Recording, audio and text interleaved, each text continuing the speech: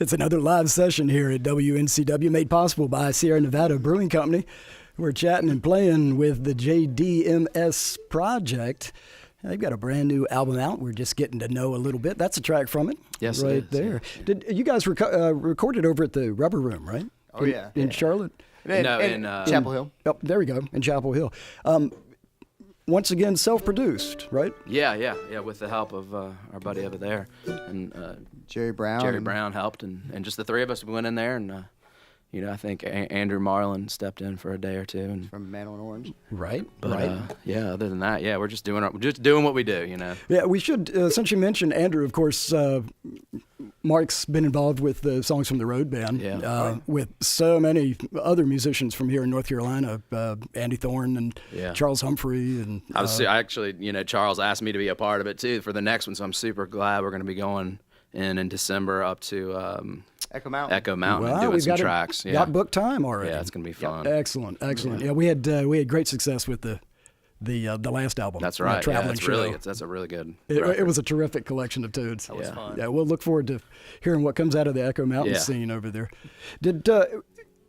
Is it always more comfortable to go in and self-produce? Do you feel like you're giving something away if you let somebody else? I like coming in at both. I've done both ways, and I really enjoy both. I think with this band, we've just we needed to get in and just do what we do right off the bat, and then. I think maybe the next one will be a little more.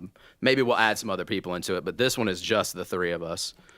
So it's just what we do and how we sound on acoustic instruments. And we went to Jerry because he's really good at capturing those instruments. I mean, he's had Doc Watson in there and all Jack kinds Lawrence of people in there. And Yeah. so Sam it's Bush.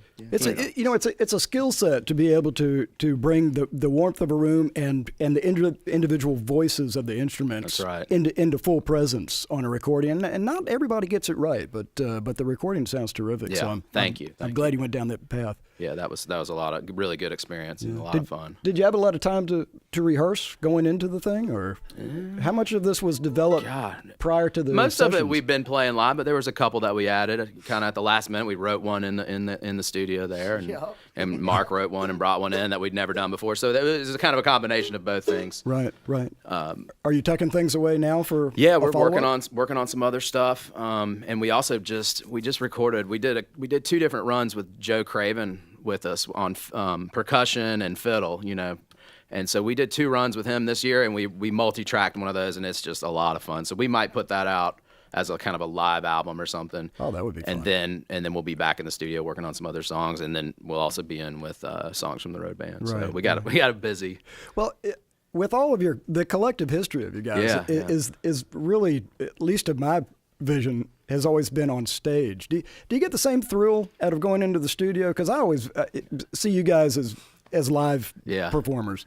God, I mean, well, I've always recorded better live than I do in the studio, but hey, I get in there and I'll put my A game in no matter what. I think in the studio I tend to play, a little bit more like to a pattern or an idea of like making a perfect version of something. Whereas when I'm live, it's more anything goes. In other words, you're getting uptight. Well, a little bit. Yeah. A little bit. Yeah, I dig it. Maybe You're trying to pull off your best thing, for posterity. And I always do better live. Yeah. So it's but that being said, I've gotten a lot more comfortable with it over the years. And that last Songs from the Road Band record, I was pretty proud of some of the stuff I put on there. Yeah, you should be. That last Keel record, that classic I did, I was really proud of that. So, heck, we finished that. We finished all the rhythm tracks on that in 3 hours. In 3 hours. 3 hours. Like, we were like, we're done. Wow. That's awesome. That's called saving money, kids. That's what that is. That's right. Take a break for coffee. So, how much time elapsed? Had you guys been working in some capacity prior to your departure from the Keels? Not really. No, that was Like about two whole 2.5 gigs? years ago. Okay.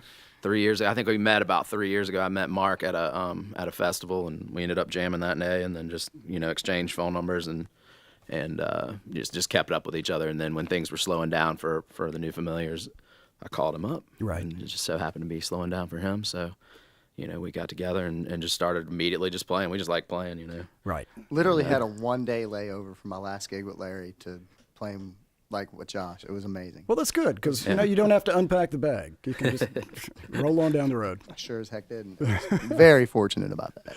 It's WNCW that you're listening to. We're hanging out with the JDMS project down here in Studio B, and they look like they might have another song. Yeah.